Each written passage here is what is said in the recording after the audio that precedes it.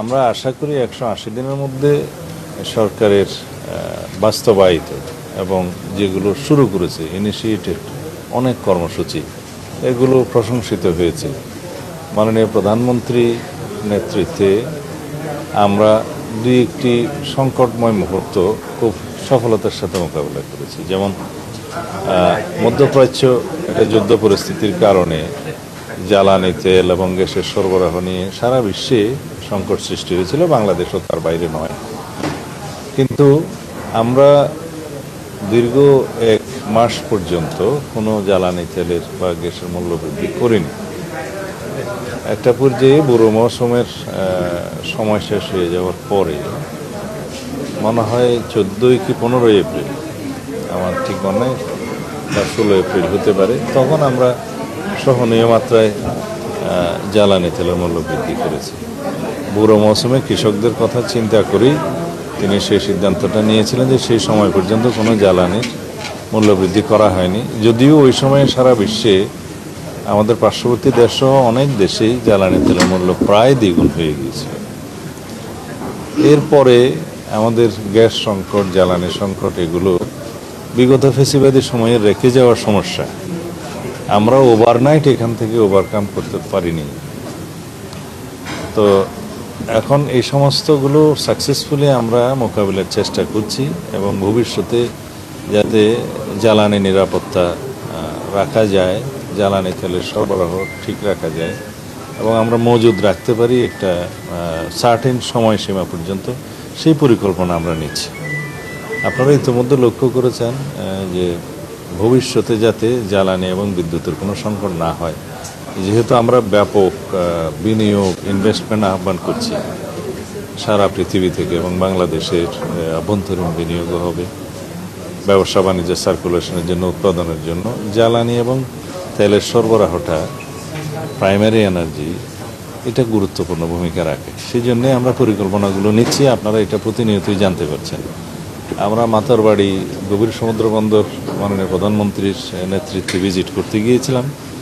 সেখানে আমরা land base LNG terminal করার বিষয়ে আমরা সিদ্ধান্ত নিয়েছি, মাননীয় প্রধানমন্ত্রী সিদ্ধান্ত দিয়েছেন।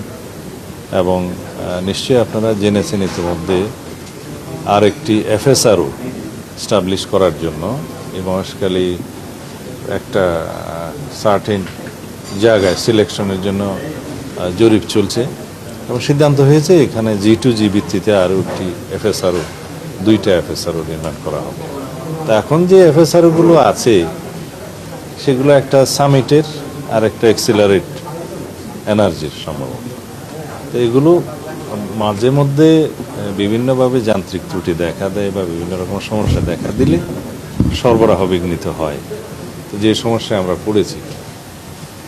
এছাড়া গ্যাসের যে আমদানি নির্ভরতা বিগত ফেসিবাদী সরকারের সময় সৃষ্টি হয়ে গেছিল, এখান থেকে আমরা বেরিয়ে আসার জন্য দেশের অভ্যন্তরে এবং অনশোরে গ্যাসের অনুসন্ধান কার্য শুরু হয়েছে।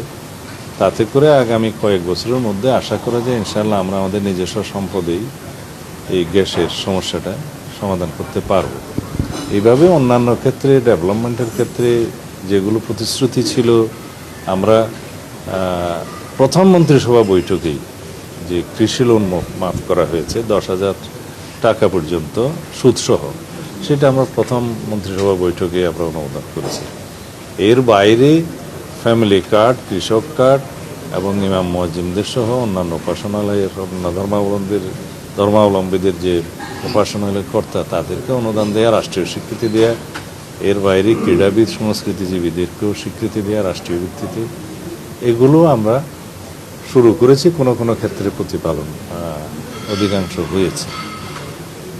আর অন্যান্য বিষয়ের ক্ষেত্রে আমরা যেমন খাদ্য নিরাপত্তা নিশ্চিত করার জন্য আমরা আমাদের পরিকল্পনা প্রায় বাস্তবায়ন করে ফেলেছি। এইবার আমি এই খাদ্য প্রকিউরমেন্ট কমিটির, জাতীয় কমিটির সভাপতি হিসেবে সিদ্ধান্তগুলো দিয়েছি এবং আমাদের খাদ্য নিরাপত্তা বিল্ড হয়েছে।